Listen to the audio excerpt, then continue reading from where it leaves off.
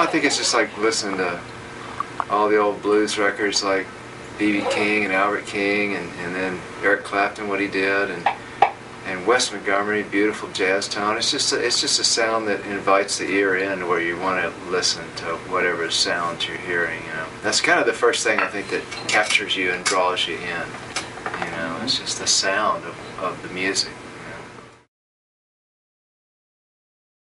You know, I've kind of honed it into like 3 or 4 main sounds. You know, and you know, just kind of, you know, like a real clear rhythm, and then the distorted tone I like to be kind of real woody and kind of natural sounding. You know. It got to be known worldwide more later, but I remember when I was growing up, there was so much going on. It was all different types of music. You could go hear anything, you know, country, blues, rock, and jazz and stuff. And in fact, I remember the first times I ever went to LA, I thought, God, Austin had more live music going on than, you know, than it seemed that LA did at the time. But it's always been kind of a melting pot of styles and stuff. I don't know, really. I mean, it's just, I use a couple of old Fender twin reverbs for my clean tone, and then I use a couple of old Marshalls for lead and crunch rhythm. And then just, you know, fuzz tone and a tube driver and a TC chorus. That's, you know, kind of the, you know, and then a smattering of different guitars and stuff. But it's kind of stayed the same for quite a while.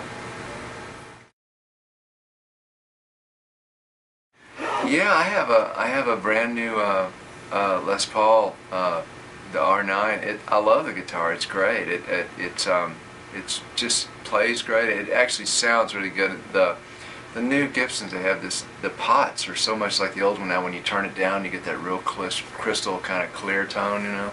So you kind of get the best of both worlds. You know, you turn it down, you get a real good rhythm, and you turn it up, it sounds like a Les Paul. I actually had an old Les Paul and I sold it because I like the new one better, which is kind of wild. I kept A-B and I went, oh, I like this new one. This new one sounds better to me. So that's what I'm using now for my Gibson guitar on the road and stuff. I'm doing this Jimi Hendrix tour. This is the 3rd time I've done it. I think they've done it 5 times. It's where a whole bunch of really nice artists get together and just everybody plays 3 or 4 songs a piece, and it just goes on for like 2.5 hours of all Jimmy's music. It's a fun tour to do, so we're doing that around the East Coast for about 3.5 weeks in November. Yeah, you know, it's Johnny Lang, and Brad Whitford, and Robert Randolph. I think Steve Vai's on this one, Vernon Reed. Yeah, the Los Lobos guys come out from time to time. Susan Tedeschi does it. Of course, Billy Cox will be there, and then Chris Layton on drums, Scott Nelson on bass, and Ernie Isley, and yeah, it's just a whole host of different people coming out. Yeah, I love 335s. First one I ever had was when I was 12 years old as a kid, and it was just like, you know, I fell in love with them. And I used one on several cuts on my new record, and I just like I like that hollow body thing. It's got that really beautiful Gibson lead tone, but then the hollow body thing gives it this kind of where it's breathing with you as you play it. And it's kind of a go-to instrument when I'm cutting lead tracks in the studio. I mean, it's everybody thinks I did. Cliffs of Dover actually was cut on a 335. Actually, everybody thinks I cut it on something else, but no, I actually cut that song on 335, and I end up using them. I kind of go to them pretty often in the studio.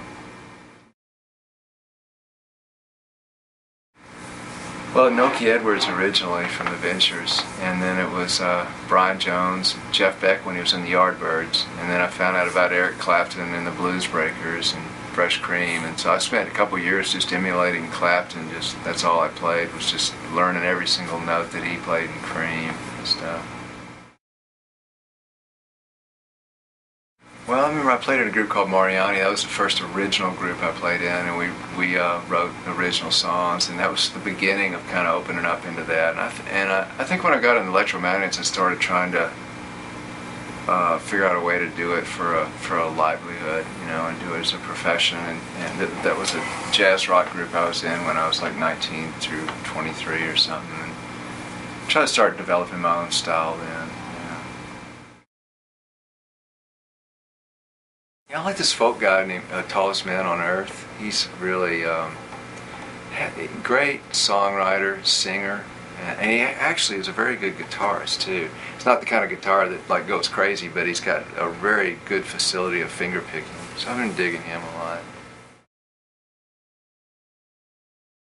I guess there's those fleeting moments that are really magical. But I remember when we used to play this. Used to be a place in Austin called the Armadillo World Headquarters, which is this great venue. It was like the Fillmore of Austin, and we had some real magical gigs there where we just got lost in it. You know, there was a real tendency there to just have really awesome gigs. You know, just had a great vibe. And, yeah, so I have fond memories of that place. Yeah.